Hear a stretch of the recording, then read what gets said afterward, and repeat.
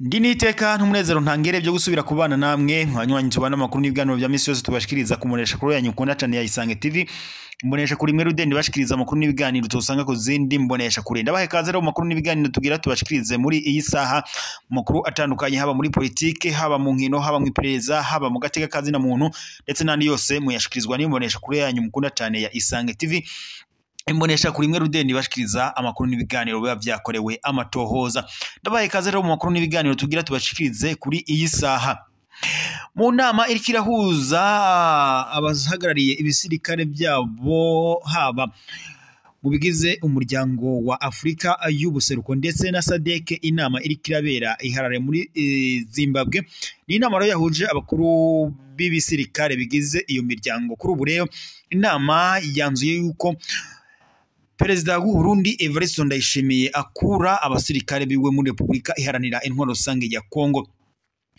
Ni inama yateranye kugira ngo barabire hamwe kungera umutekano wo muri Republika iharanira intwaro rusange ya Kongo wobandanya utsahirizwa na cyane ko iyi miryango yo cyangwa se aya mashira hamwe yombi yaba SADC ndetse na EAC yari yohereje abasirikare bayo muri Republika iharanira intwaro rusange ya Kongo kugira ngo babandanye bafasha igisirikare cya leta ya Kongo FARDC guhangana n'umugwi witwaje urwanisho wa M23 ni nyuma yuko kandi ishyirahamwe ry'umuryango wa SADC rifasha umwanzuro wo gukura abasirikare babo muri Republika iharanira intwaro rusange ya Kongo. Mu biganiro rero byari byabereye i Rwanda abahagarariye ibisirikare byabo muri iyi miryango nyine uko ari ibiri bari banzuye yuko ibiganiro bibandanya hagati ya Republika iharanira intwaro rusange ya Kongo ndetse n'umugwi witwaje urwanisho wa M23. Kuri ubu rero iyi nama yongeye kubera iharare muri Zimbabwe ndetse iyi nama itegetse Republika y'u Burundi ko nayo igomba gukura abasirikare bayo muri Republika iharanira intwaro rusange ya Kongo. Kuri ubu rero Prime Niyongabo agiye mu gacerere kuri ubu ngubu amaze gusohorwa muri iyi nama iriko irahuza abahagarariye ibisirikare byabo ngaha muri Zimbabwe nkuko amakuru duhawe n'amasoko yacu abidushikirije. Ni nyuma yuko kandi umuhuza wa ariwe wa Angola uhuza nyene Republika iharanira intwaro rusange ya Kongo ndetse n'umugwi wa M23 mu biganiro byo kubandanya hashakwa amahoro n'umutekano ngaha mu buseruko bwa Republika iharanira intwaro rusange ya Kongo nawe yarari mu bitabiriye iyi nama. Banzu yuko rero Republika iharanira intwaro rusange ya Kongo igomba kurekura abasirikare b'u Burundi bagasubizwa mu gihugu cabo c'u Burundi. Ni ingingo rero zifatiwe muri iyi nama nyuma yuko kandi n'ubundi indi nama izobandanya ku munsi wejo nkuko amakuru duhabwa n'amasoko yacu abandanya abigarukako mu biganiro bitandukanye.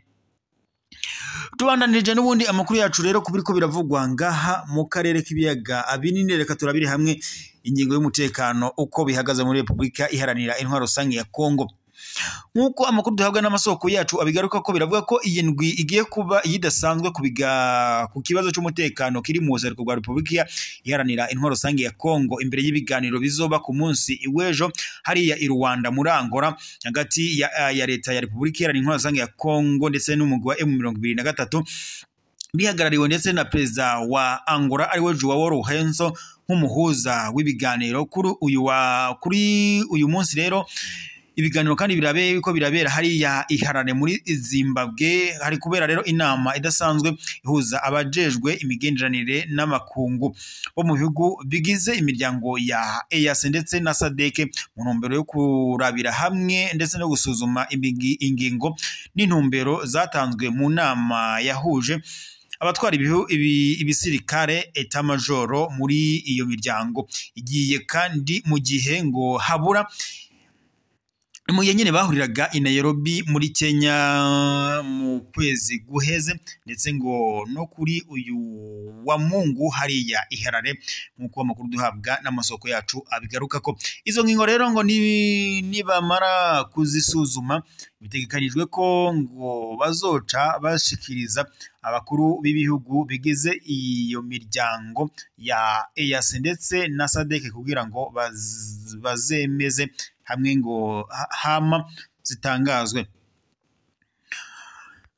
Reka tubananiriza amakuru n'ubundi kuri ko biravugwa mu Burundi ngaha Ingozi inyuma yo gufatwa n'inyamiramabi yarihishijwe yarishije amafaranga menshi abiyunguruza yasabwe gusubiza ayo yarengeje ko.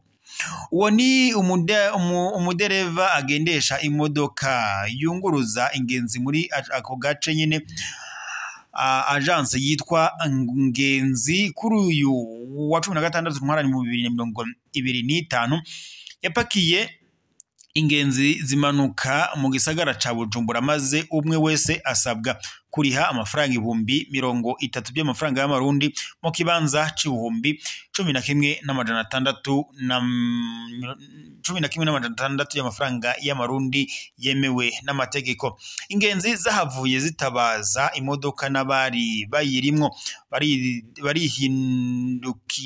barahindukirizwa ku gipolisi co mu gisagara ca Ngozi. Ku gipolisi inyamiramabi yakurikiranye ayo manyanga y'umudereva yatumenyesheje ko hafashwe ingingo yuko ingenzi yose isubizwa amafaranga arenga ku giciro ca leta. Bahejeje gusubizwa amafaranga yabo urugendo rwaciye rubandanya, ariko ingenzi zidoga ko iyo ngeso yatumye bacererwa kuja mu bikorwa bitandukanye.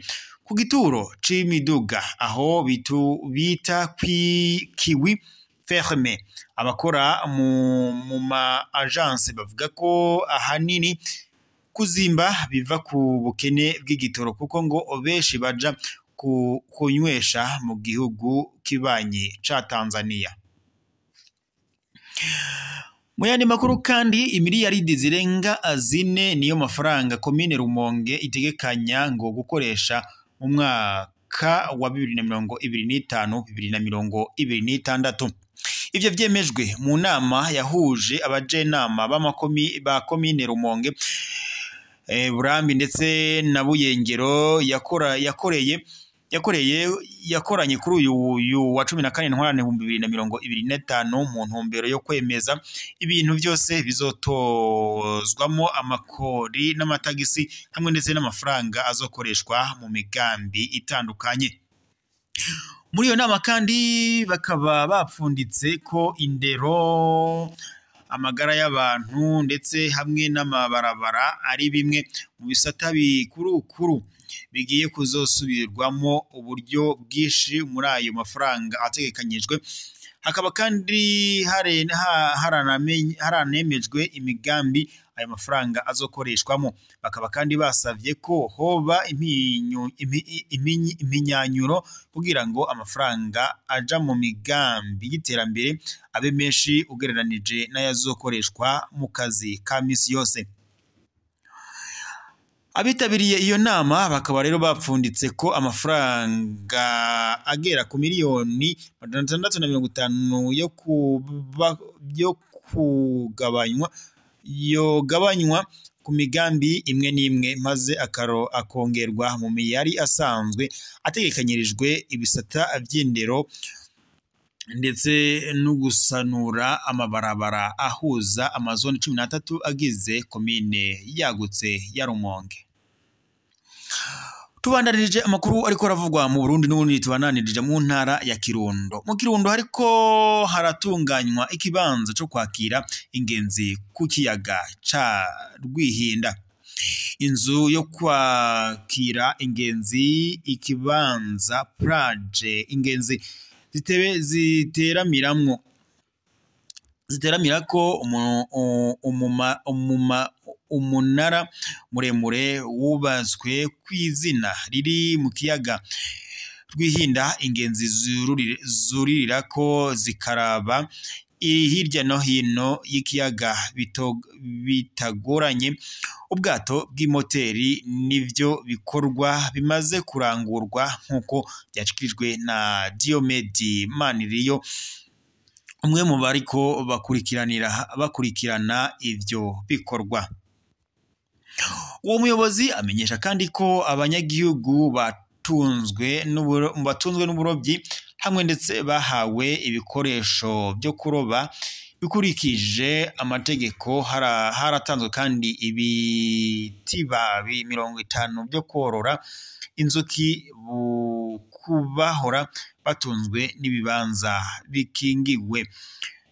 Kandi hongera hatangwa imoteri 10 zo kuvomera imirima iri inyuma y'imetero 50 uvuye ku kiyaga.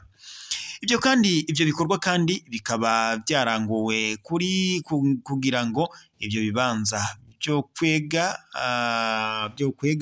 ba mukerarugendo bikingirwe kandi bizane umusaruro bikazotwara amafaranga y'ababa ibihumbi 180 y'abanyaburaya.